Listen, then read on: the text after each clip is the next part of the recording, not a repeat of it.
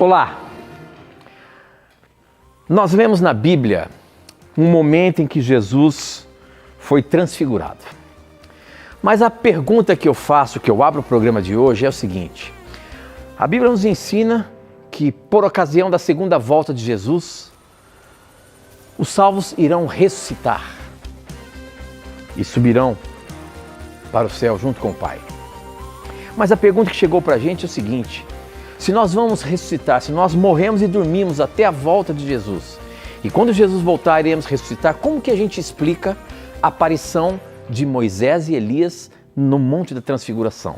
Quando a gente lê ali num dos evangelhos, Lucas, por exemplo, Lucas 9, verso 29, onde fala desse momento da transfiguração, enquanto orava, o seu rosto mudou de aparência e a sua roupa ficou muito branca e brilhante.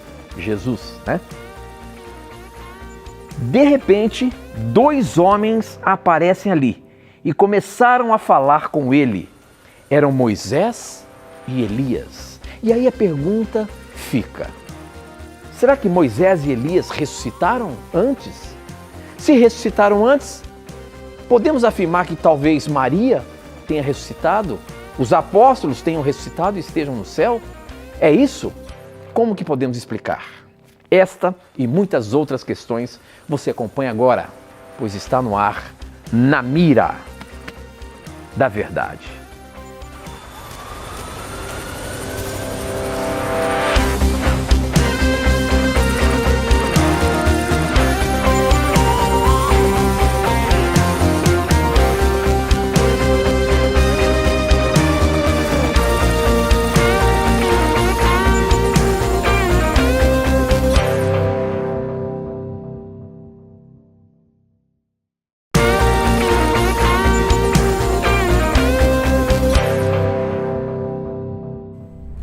Olá, seja muito bem-vindo. Estamos começando mais um programa Na Mira da Verdade. Esse programa que é de respostas, perguntas e respostas bíblicas. As dúvidas sobre a palavra de Deus, as dúvidas que você tem sobre espiritualidade, religião, você pode mandar pra gente e a Bíblia pode dar a resposta que você precisa. Portanto, como eu sempre digo aqui no programa, não tenha preconceitos, pergunte o que você quiser. Afinal de contas, é você que faz o programa acontecer. As suas dúvidas, os seus questionamentos, as suas perguntas é que ajudam todos nós a estudarmos mais a palavra de Deus. Participe, mande a sua dúvida, eu falo daqui a pouquinho como que você faz para você mandar as suas perguntas para a gente. E quem está na mira para dar a resposta, baseando-se na Bíblia, é ele, hein? Professor Leandro Quadros. Tudo bem, professor? Tudo bem, Tito. Graças a Deus estamos em mais um programa com o nosso telespectador. Talvez, Tito, algum telespectador esteja nos acompanhando pela primeira vez. Queremos dizer que você é muito bem-vindo, muito bem-vinda. Este é um programa de respostas a dúvidas bíblicas.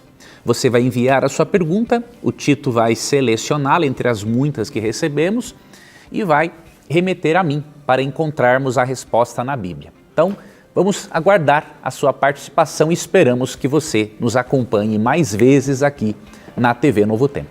Eu sei que você esteve em Salvador esse final de semana aí, professor. Eu acho que nós lá inauguramos a Rádio Novo Tempo 95,5. Não é isso? Como é que foi lá, professor? A inauguração, Tito, foi muito boa. Já conseguimos ver o quanto um sinal FM, não é? Faz a diferença em relação à frequência AM, então foi uma bênção, né? O povo muito querido de Salvador nos recebeu muito bem, que todos recebam o nosso abraço carinhoso. Tive a oportunidade de rever meu irmão, minha cunhada, minha sobrinha, a outra não estava lá, né, a Sofia, mas pude rever aos familiares. Então, muito obrigado a todo esse povo querido de Salvador que nos recebeu, que Deus abençoe a todos e esperamos que a Novo Tempo continue sendo uma luz poderosa para levar esperança, conhecimento e salvação para todos os nossos ouvintes também. É isso mesmo, se você é de Salvador e região, a partir de agora, Novo Tempo está em frequência modulada, FM. Nós tínhamos uma rádio lá em Salvador, que era a AM, que alcançava muita gente, e agora a frequência é FM. Então, se você sintonizar aí 95,5, você passa a ouvir e desfrutar da programação da Novo Tempo através da Rádio Novo Tempo, tá bom? 95,5 é a FM de Salvador, que a partir de agora entrou neste final de semana no ar. E você tem aí uma programação especial para você. Graças ao projeto Anjos da Esperança, nós podemos alcançar muitos e muitos corações através da expansão, seja da TV, do rádio. Obrigado por você ter a oportunidade de contribuir para que a Novo Tempo vá mais adiante através do projeto Anjos da Esperança, tá bom? Um abraço muito especial e carinhoso para os nossos ouvintes da Rádio Novo Tempo de Salvador, 95,5 FM. Um forte abraço a todos vocês. Muito bem, professor, nós abrimos o programa falando sobre a questão da ressurreição. E aí a pergunta que chegou para a gente aqui, professor, é baseada nisso, uma vez que na Bíblia fala que Moisés e Elias apareceram ali para Jesus, né? Moisés e Elias do Velho Testamento e agora ali no Novo Testamento aparecendo, o que é? Eles ressuscitaram, né? Se a gente fala sempre aqui que a Bíblia nos ensina que nós iremos ressuscitar por ocasião da volta de Jesus, quando estivermos dormindo o sono da morte, como que a gente explica essa questão de Moisés e Elias estarem ali com Jesus? E outra coisa, uma vez que de fato eles ressuscitaram, então, se ressuscitaram, a gente pode afirmar que os apóstolos também ressuscitaram? Maria, mãe de Jesus, também ressuscitou? Quem sabe está no céu? É assim mesmo? Quem mandou essa pergunta foi a Silvia Regina. Ela diz o seguinte, ela é de Jundiaí, um abraço a você, obrigado pela sua participação. Faz algum tempo que venho estudando a palavra de Deus e tenho uma dúvida e não consegui achar a resposta. Se puder me responder, gentilmente agradeço. Se quando morremos estamos dormindo e vamos ressuscitar após a volta de Jesus, como que a gente explica a aparição de Moisés e Elias no Monte da Transfiguração de Jesus? Eles foram ressuscitados antes? E então, será que eu posso dizer que os apóstolos, a Maria, mãe de Jesus, também foram ressuscitados? Obrigado. Obrigado você, Silvia, por mandar a sua pergunta para a gente. Professor, eu acho que tem dois aspectos aqui. Primeiro, quando se fala da ressurreição, Moisés e Elias foram ressuscitados para estarem ali com Jesus? Como que a gente explica isso? Ou era só espiritual? Como é que a gente explica isso? E aí ela acrescentou mais. Se a gente falar aqui que foi ressuscitados, então isso dá base para também afirmarmos que Maria, por exemplo, ressuscitou, os apóstolos, Pedro, Paulo, João, sei lá, também ressuscitaram? Como que a gente explica isso? Vamos então para a primeira parte da pergunta. Muito boas perguntas da nossa irmã. Veja, primeiramente, a Bíblia ensina que Elias, ele foi levado vivo para o céu, assim como Enoque, lá em Gênesis 5:24.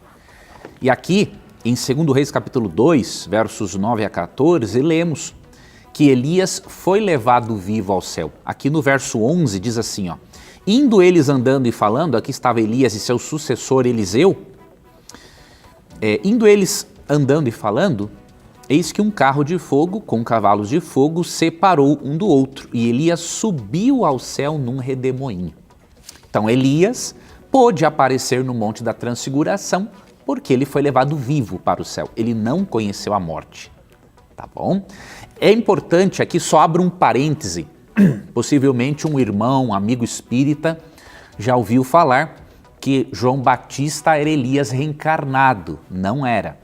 Quando Cristo fala de João Batista como Elias, ele está comparando, né, ao espírito e missão de Elias, mas não está falando que é a mesma pessoa.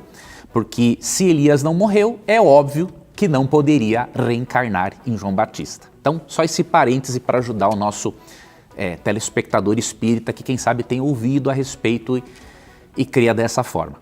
Então, em primeiro lugar, Elias foi levado vivo ao céu. Já em relação a Moisés, né, mesmo que no final de Deuteronômio 34 vejamos, né, que ele realmente morreu, a Bíblia nos mostra em textos como este que o título leu, Lucas 9, Mateus 17 e Judas 1:9, que Moisés realmente foi ressuscitado para poder estar ali. Né? A Bíblia não ensina a possibilidade de os mortos se comunicarem com os vivos. Então, se Jesus estivesse numa comunicação com o espírito de Moisés, Cristo estaria transgredindo o Deuteronômio 18, 10 a 14. Porque nem mesmo Deus pode transgredir aquilo que ele mesmo ensina, né? Moisés ressuscitou, nós cremos nisso porque Judas 1,9, quando fala que há uma disputa pelo corpo de Moisés, o termo grego para disputa ali envolve uma demanda legal, judicial. Então a legalidade ou não da ressurreição de Moisés estava ali em discussão. Então nós cremos que se Pedro vê aqueles personagens com Jesus e pede, por exemplo, para fazer tendas, é óbvio que ele estava vendo pessoas reais em um diálogo. Cristo não estava dialogando com a visão simbólica, ele estava dialogando com pessoas reais. Elias representava ali diante de Jesus os que estarão vivos por ocasião da volta de Cristo. E Moisés representava aqueles que serão ressuscitados por ocasião da volta de Cristo. Então, esses dois personagens importantíssimos, ao conversarem com Jesus sobre a missão de Cristo, eles estavam ali contribuindo para o fortalecimento de Cristo na continuidade da sua missão. Tá? Então, eles foram sim ressuscitados. Indo para a segunda parte da pergunta da nossa irmã, no caso eu falei que foram ressuscitados, não, Moisés o foi, né? Elias foi levado vivo para o céu. No caso da outra pergunta para a irmã, veja, minha irmã, a ressurreição geral que ocorrerá após a volta de Cristo não nega ressurreições especiais que ocorreram antes da segunda vinda de Cristo. Um exemplo, mesmo que ele não tenha sido glorificado como Moisés, né? Em João 11, Jesus ressuscitou Lázaro, né? Elias, Eliseu atuaram também de forma milagrosa, invocando o poder de Deus para ressuscitar pessoas. Jesus ressuscitou outras pessoas, então existiram outros casos de ressurreição nas Escrituras, inclusive praticados por apóstolos de Cristo.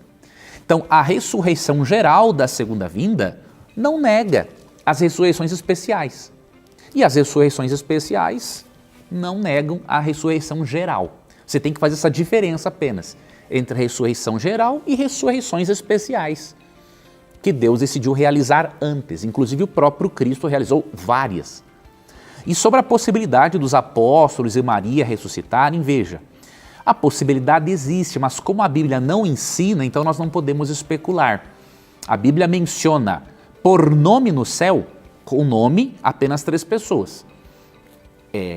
Ela menciona Enoque, Gênesis 5:24, Elias, 2 Reis capítulo 2, e Moisés, que nós cremos com base em Judas 1:9 que ele ressuscitou. Então, por nome, a Bíblia menciona 3 pessoas. Cremos também que um grupo de pessoas de Mateus 27, 52 e 53, que ressuscitou com Cristo, à luz de Efésios 4, 8 e 9, entendemos que este grupo foi para o céu com Jesus como troféus da vitória de Cristo sobre a morte, mas a Bíblia não menciona nomes. Então, nós não podemos conjecturar. Nós temos que crer na ressurreição daqueles que a Bíblia menciona. Se ela não menciona nome de nenhum outro apóstolo, nós não podemos fazer esse tipo de conjectura, porque seria ir além do que está escrito. E eu finalizo deixando um texto de Paulo. Paulo, em 2 Timóteo 4,8, quando ele tinha consciência de que ele iria ser morto, ele falou que a coroa da justiça está guardada para ele para o dia da volta de Jesus. Então é isso que nós aprendemos do próprio apóstolo Paulo. Ele não ensina nesse texto que ele tinha pelo menos algum conhecimento de que fosse morrer e ressuscitar. Ok? Então, se a Bíblia não menciona o nome, nós não podemos fazer especulações e muito menos doutrina em cima disso. Agora, uma curiosidade, professor. Uma vez que Moisés e Elias viveram muito tempo antes de Jesus, como que os apóstolos que estavam ali, Pedro, Tiago e João, puderam identificar que era Elias e Moisés ali falando com ele? É que ali no próprio capítulo, por exemplo, em Mateus 17, quando Jesus pede para eles não contarem ainda o que havia acontecido apenas depois, que isso já pressupõe que o diálogo de Cristo foi audível ao ponto deles entenderem o conteúdo da mensagem e quem estava falando com eles. Então ali em Lucas 9, por exemplo, registra até mesmo o assunto da conversa entre eles.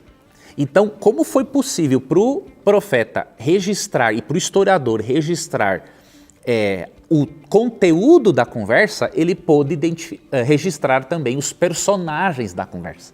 Então, isso no próprio texto, no diálogo, nós já percebemos, Tito, que tanto o conteúdo quanto os personagens da conversa foram revelados. É verdade, professor, é verdade. Estou aqui em Lucas 9, com certeza. Muito bem, muito bem. O programa está apenas começando. Para você participar, você pode mandar as suas perguntas pelo WhatsApp ou SMS, o que você preferir. Eu tenho acesso aos dois aqui. É só você mandar para o número 12 981 510101. É muito fácil.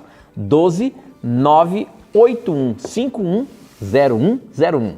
É um número fácil de você guardar. Mande a sua pergunta aqui pelo WhatsApp para a gente ou pelo SMS e participe. Pelas redes sociais, no Facebook, nós também transmitimos pelo Facebook. Você pode compartilhar o vídeo para que mais pessoas tenham a chance de assistir e mandar perguntas também. Estamos no YouTube, Novo Tempo ao Vivo, é o nosso canal do YouTube, você pode procurar lá. E pelo Instagram, @Na Mira da Verdade, tá bom? Mande a sua pergunta, tem pergunta aqui de todos os lugares, por exemplo, essa do nosso Instagram, quem mandou foi o Fabinho. Ele disse o seguinte, ele é de Itaúba, Bahia. Me ajude a compreender o seguinte, eu não consigo entender a morte de Cristo. Jesus veio ao mundo para morrer, mas Deus predestinou os homens na época para matá-lo? Aquele que o crucificaram vão ser condenados?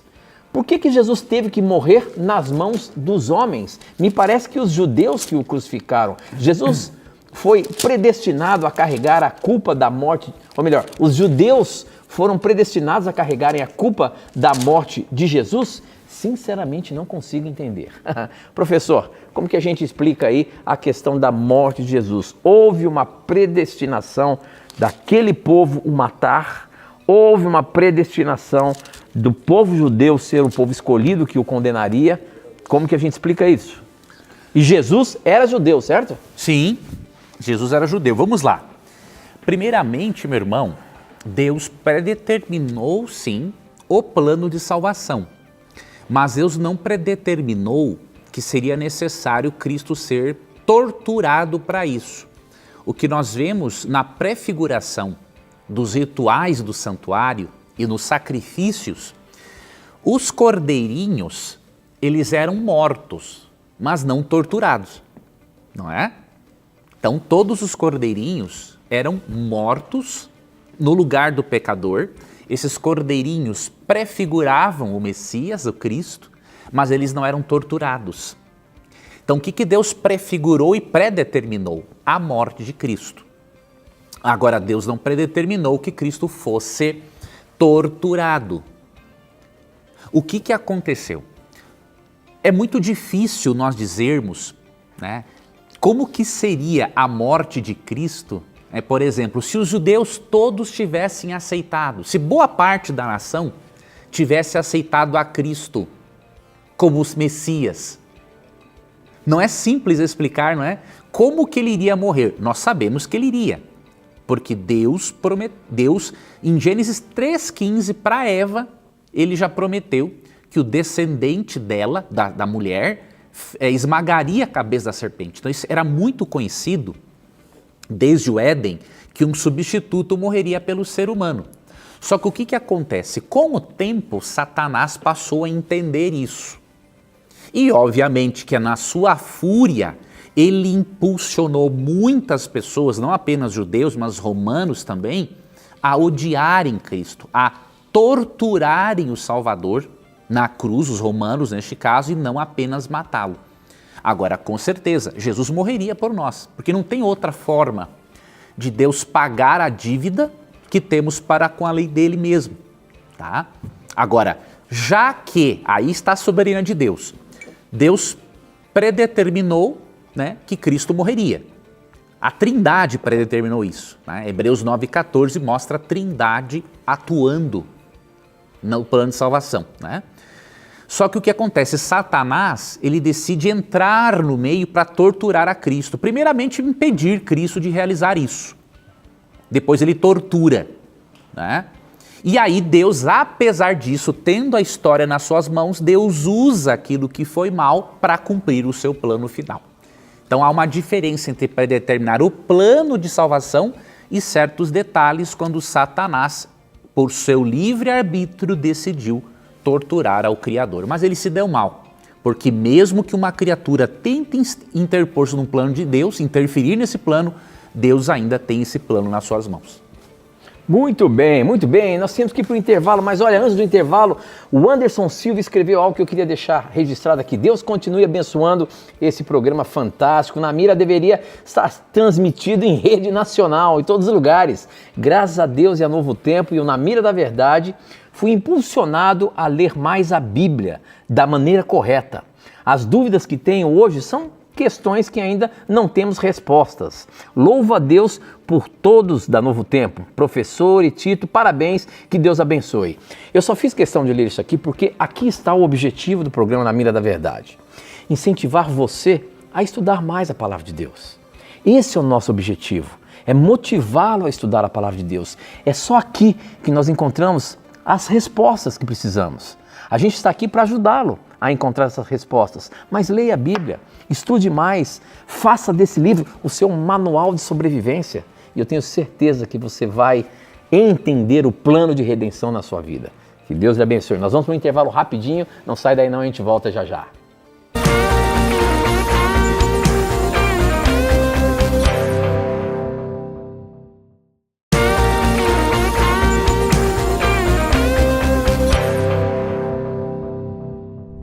Já estamos de volta, participem mandando suas perguntas para o nosso WhatsApp ou SMS, o número é 12 981510101, para a gente receber aqui na hora, como por exemplo essa aqui que chegou do Mike Aurélio pelo nosso Instagram. E olha que ele diz aqui, ó, boa noite, meu nome é Mike Aurélio, provavelmente o professor me conhece, hein? Mandei uma camisa do Grêmio para ele, olha aí, rapaz.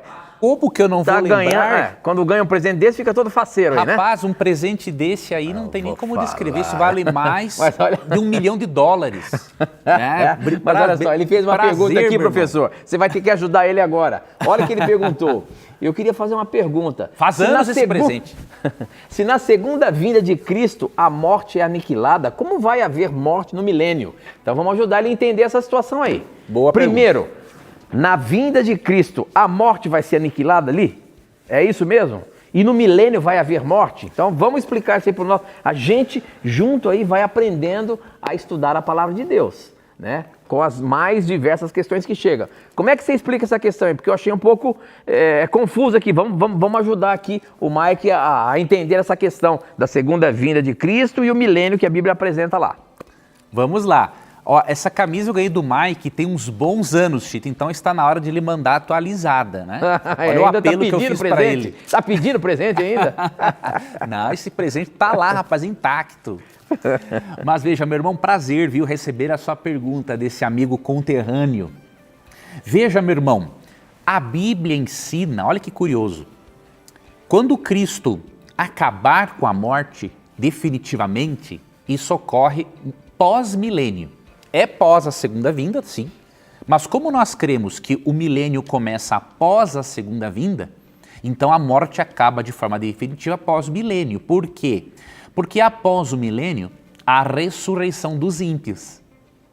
E esses ímpios são ressuscitados para serem castigados proporcionalmente às suas impiedades e à rejeição que fizeram de Cristo. E só depois a morte deixa de existir. Então, Apocalipse 21:4, ó. Esse texto está mencionado no contexto pós-milênio e pós-juízo executivo. Se você ler o Apocalipse 20, mesmo que nem sempre, obviamente, o Apocalipse siga uma sequência, aqui, nesse caso, ele está seguindo uma sequência.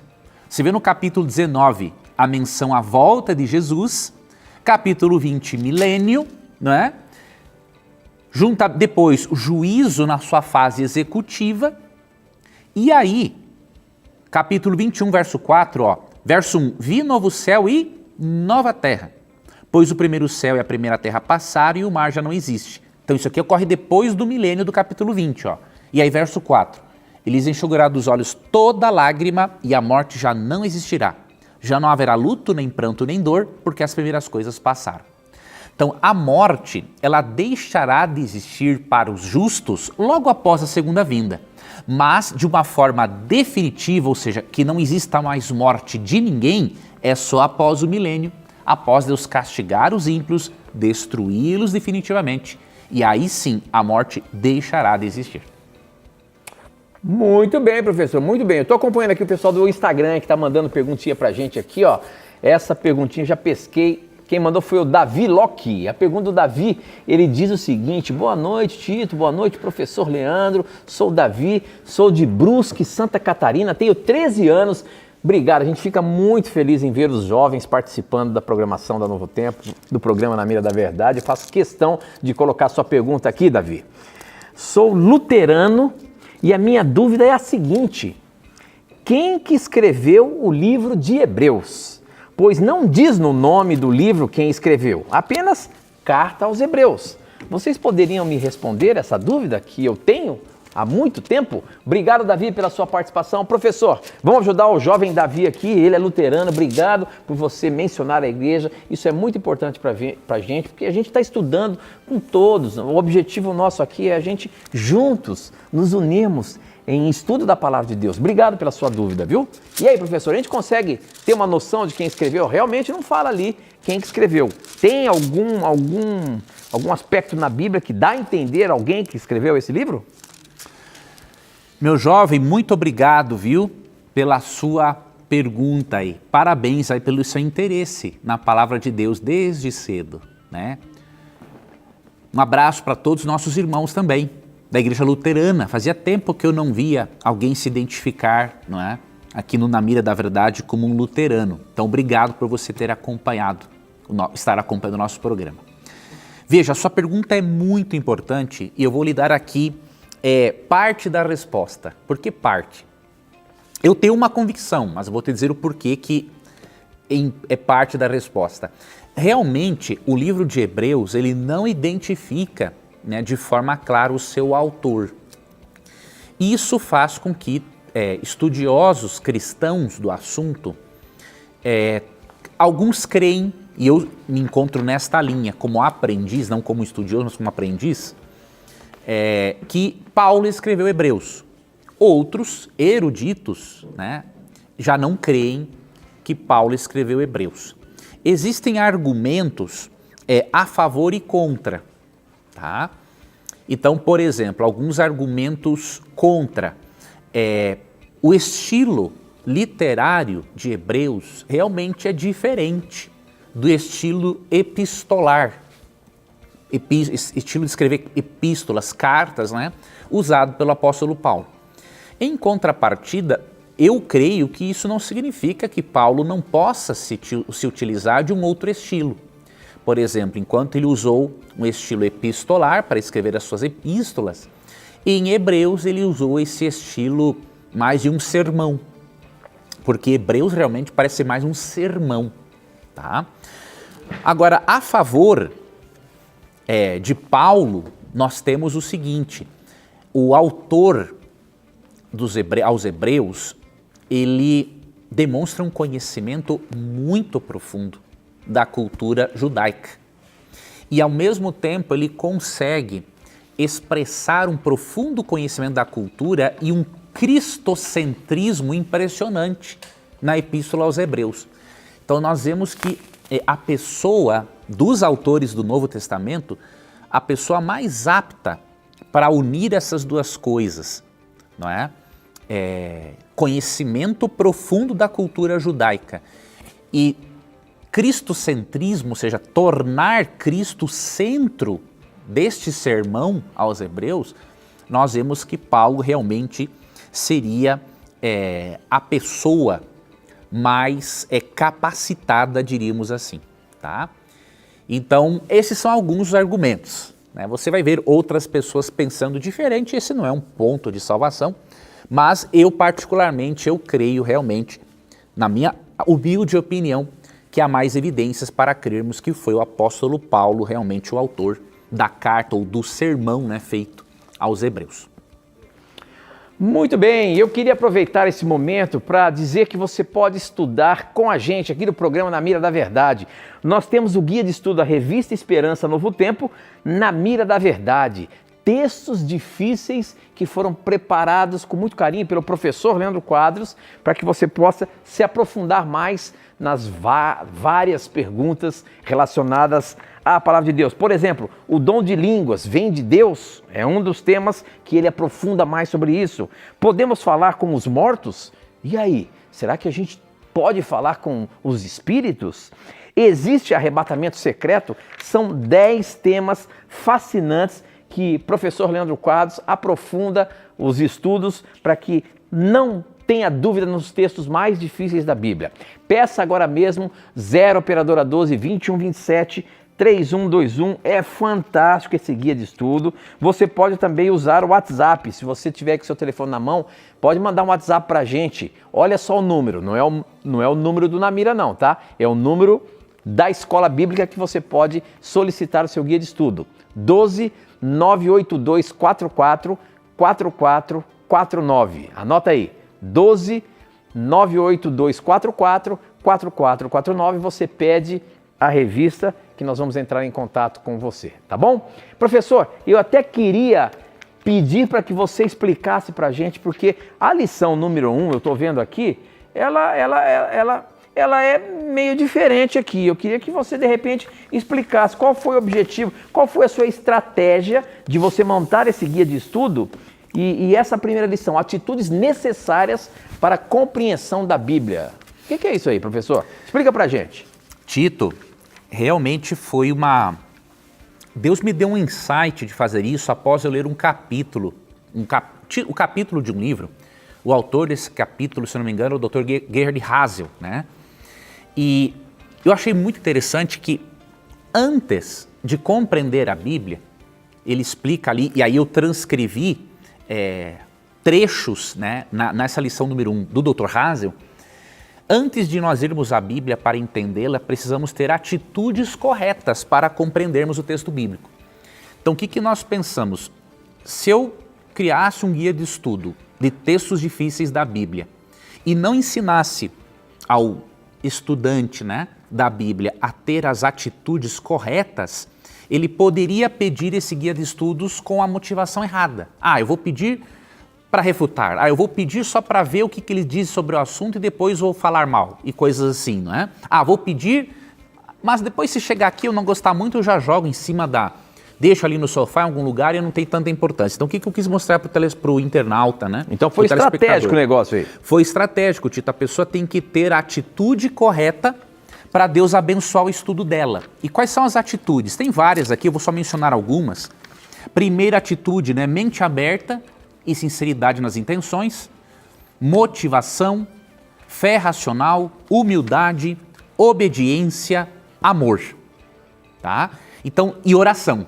Sem essas atitudes, a pessoa não terá a mente preparada para o estudo da Bíblia. Na verdade, não era Gerhard Hasel, o Frank Hasel, né? É o autor de onde eu tirei várias citações aqui. Então, por exemplo, tem um texto aqui, ó, 1 Crônicas 29, 17. Bem sei, meu Deus, que tu aprovas os corações e que da sinceridade te agradas. Então, se a pessoa não se aproxima da Bíblia com sinceridade, ela não vai ter a bênção da sabedoria.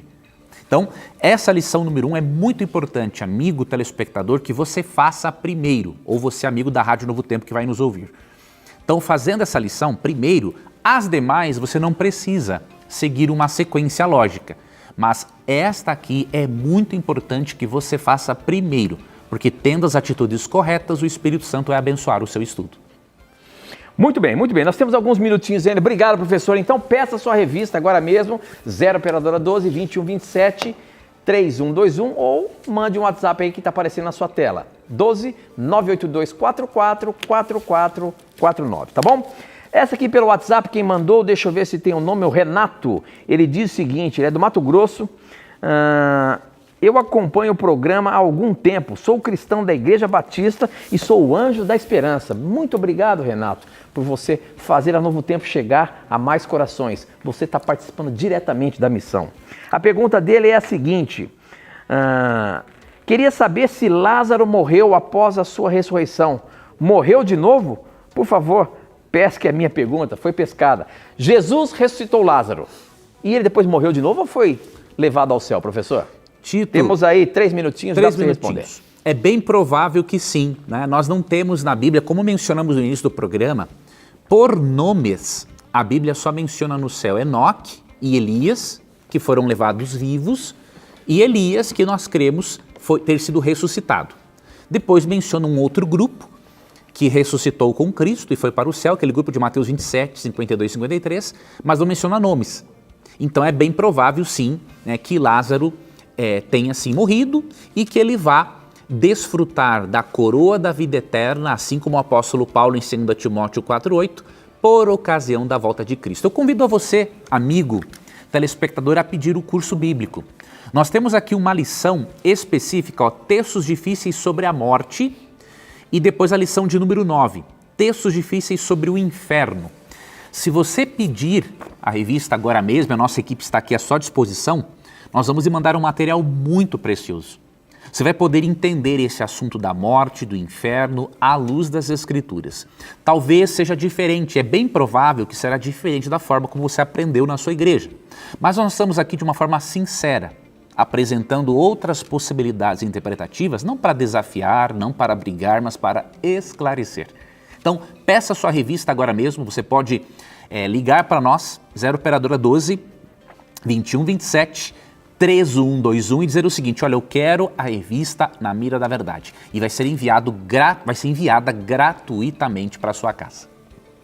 Muito bem, estou vendo aqui, estou acompanhando aqui no Facebook, o pessoal participando do Facebook. Aproveite e compartilhe o vídeo do Facebook para que mais pessoas possam acompanhar o programa e aprender aqui junto com a gente falando da Palavra de Deus. Também no YouTube estamos sendo transmitidos ali, você pode compartilhar também o link do YouTube para as pessoas assistirem. O nosso YouTube é Novo Tempo ao vivo, tá? Ali você consegue encontrar a programação da TV Novo Tempo ao vivo. E olha, quero mandar um abraço aí para Alagoas, a Ana Luiz, né? Tá mandando um abraço aqui para Alagoas, está acompanhando o programa. A Júlia Mai, muita gente aqui. Nós vamos ter que ir para o intervalo rapidinho, viu? Mas aproveita aí o intervalo, formula sua pergunta, manda pra gente. E a gente ainda vai aprender muito da Palavra de Deus. Não sai daí não, a gente volta já.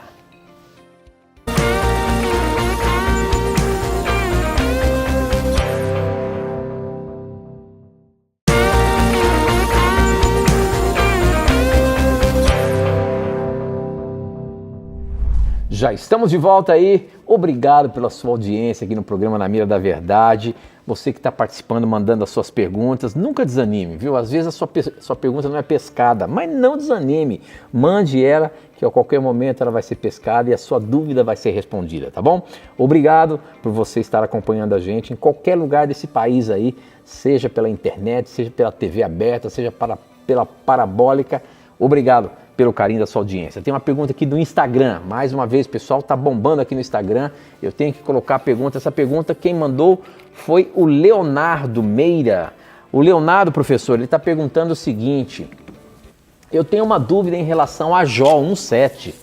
Se Satanás já estava na terra, ou seja, tinha sido expulso do céu, como que ele ainda conseguia se apresentar diante de Deus para responder a pergunta sobre de onde ele estava vindo?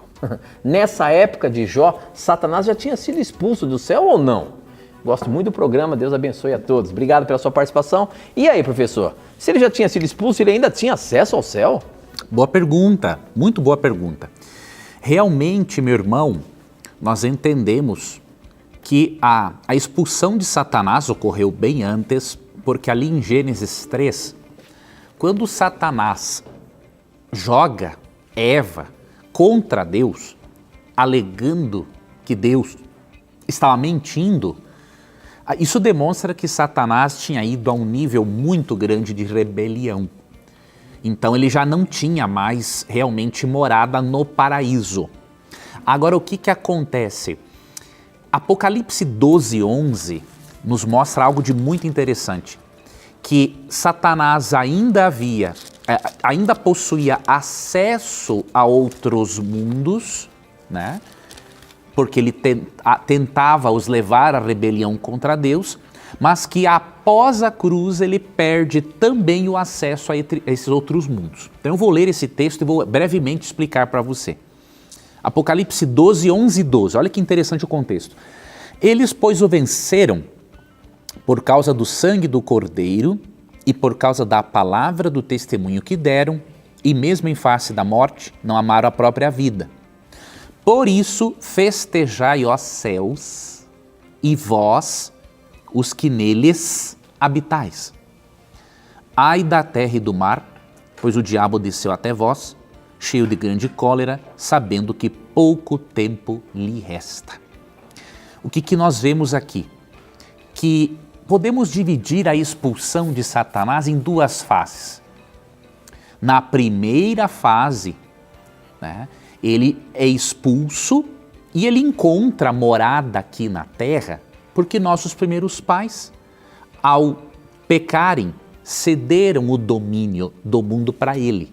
E ele se tornou o príncipe deste mundo, como diz Jesus diz em João 12, 31.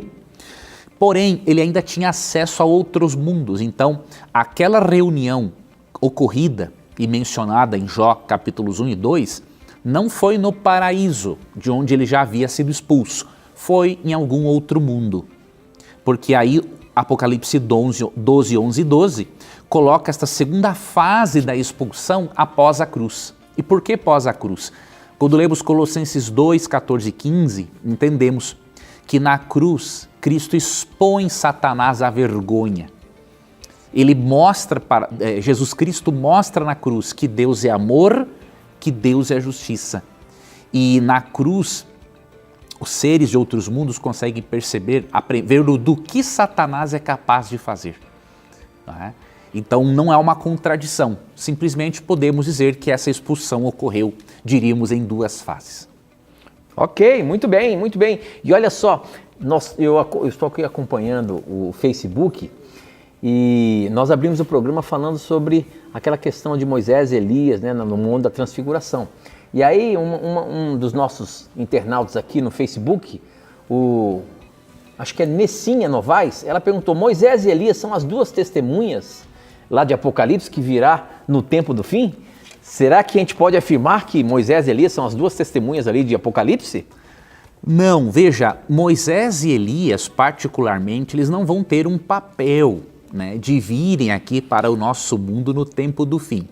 Quando você lê Apocalipse 11, sim, a linguagem remete a esses dois profetas, mas o objetivo do simbolismo não é apresentar os dois profetas, tá? Por quê?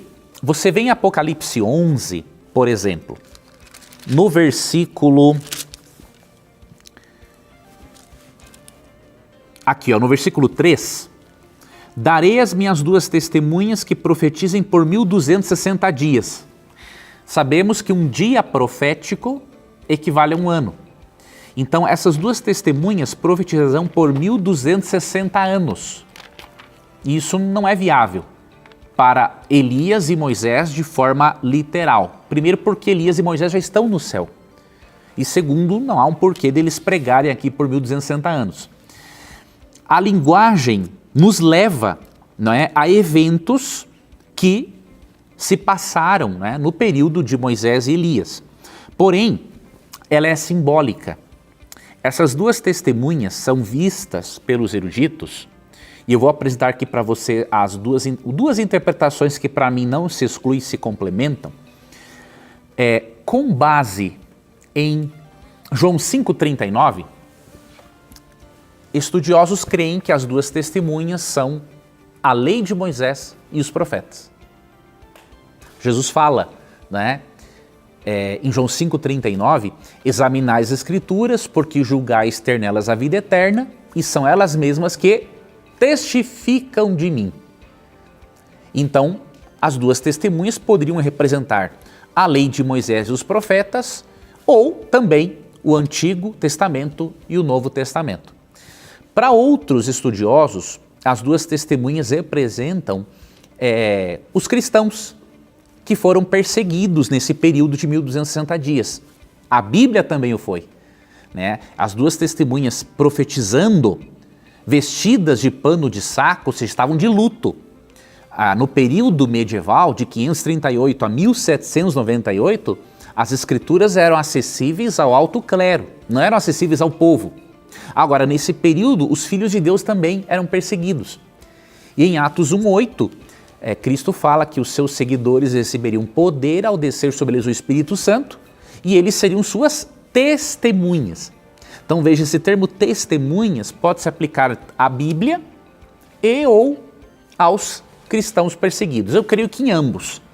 Então é possível ver aqui nas duas testemunhas a Bíblia e os cristãos que foram perseguidos naquele período de 538 a 1798 depois de Cristo. Aí isso bateria com os 1260 dias proféticos do versículo 3. Ok, muito bem. Agora eu vou lá para o YouTube. O pessoal que está acompanhando a gente aqui pelo YouTube, muito bom. E olha só, professor, essa pergunta é do Robson de Mello. Ele diz assim: boa noite, Tito, professor, me tira uma dúvida. Deus sustenta os anjos no céu? E também Satanás e os seus anjos? Porque lá em Salmos 78, 25, fala que Deus deu o pão dos anjos para o povo. Os anjos precisam de alimento? Como que é isso? E olha, e outra, né? Se os anjos precisam de alimento, então quer dizer que os anjos maus também precisam de alimento? Como que a gente tem essa resposta, uma vez que diz que foi derramado o pão do céu, né? O pão dos anjos para o povo? Então aí o pessoal começa a questionar. Sim, veja, na verdade, nós não temos maiores informações sobre a natureza dos anjos. Temos vários textos, obviamente, sobre os anjos, conhecemos algo sobre a natureza, mas não tudo. Então, quando eu falo maiores, não quer dizer que a Bíblia fala pouco dos anjos, muito pelo contrário, ela fala muito dos anjos. Quando eu falo que não temos maiores informações, quer dizer que não temos detalhes específicos sobre a natureza deles. Por exemplo, eu não tenho como lhe dizer se um anjo precisa ou não comer da árvore da vida. Não temos essa resposta na Bíblia. E quanto ao Salmo 78, que diz que o pão dos anjos desceu a eles, essa é só uma forma de o profeta comunicar a verdade de que Deus os alimentou de uma forma milagrosa. Agora, é possível que os anjos, mesmo sendo espirituais, tenham algum tipo de alimentação diferente? É possível, mas nós não temos como fazer essa afirmação. O que o salmista quer dizer é que a origem do alimento dos israelitas, no caso do maná, foi sobrenatural. Então ele poderia até mesmo nutrir ali uma crença, né, de que Deus deu para eles algo que era dos anjos. Mas na verdade o propósito do texto não é dizer que os anjos têm as mesmas necessidades de alimentação que você e eu temos. Agora, óbvio, eu não posso especular em apresentar para você esta possibilidade de que eles se alimentem de alguma forma. Por exemplo, uma questão que permanece para mim, né? Será que no princípio, quando Deus os criou, eles comeram ou eles continuaram comendo da árvore da vida? O texto não nos fala. Agora, o que nós aprendemos da árvore da vida é que a imortalidade dos nossos primeiros pais era condicional à obediência. Então, de alguma forma também a imortalidade dos anjos é condicional a permanecerem fiéis a Deus. Agora, como que Deus fez isso? Aí nós já não temos essa revelação no texto bíblico. Muito bem, então aqui no nosso WhatsApp, deixa eu ver quem que mandou essa pergunta aqui. Ele só disse assim: boa noite, Tito e Leandro. Gustavo Santinon, acompanho vocês desde 2009. Obrigado pela sua participação, querido. Pesca a minha pergunta, foi pescada. Quando vai começar a batalha final entre a trindade divina contra a trindade satânica? Um pouco antes da segunda vinda de Jesus Cristo ou depois do milênio, quando a Nova Jerusalém, a cidade santa, descer à terra? Eu sou de Olímpia, interior de São Paulo. Obrigado pela sua participação. Gustavo, professor, isso que ele perguntou aí, essa batalha da trindade divina e a trindade satânica, isso vai acontecer no tempo do fim? Como é que é? Ali em Apocalipse, capítulo 16, é mencionada a batalha do Armagedon, E ali fala que vai haver, né, o dragão, a besta, o falso profeta, que representam todo um sistema religioso e político que vai se opor a Deus e ao povo de Deus nos últimos tempos. Nós vemos essa atuação dessa trindade satânica, dragão, besta e falso profeta, pouco antes da volta de Cristo. Tá? Pouco antes. Por quê? Porque esses três poderes atacam o povo de Deus. Depois do milênio, quando ali em Apocalipse 20, versos 7 a 10, Satanás rodear a cidade santa para tentar tomá-la, isso não vai ser um ataque direto ao povo de Deus que estará salvo dentro da cidade santa, não poderá mais ser perseguido por Satanás e fogo sairá do céu e vai castigar e depois consumir esses poderes. Então a atuação dessa trindade satânica é mais pouco antes da volta de Cristo, na chamada Batalha do Armagedon. Depois do milênio é só uma breve tentativa e uma execução destes poderes malignos.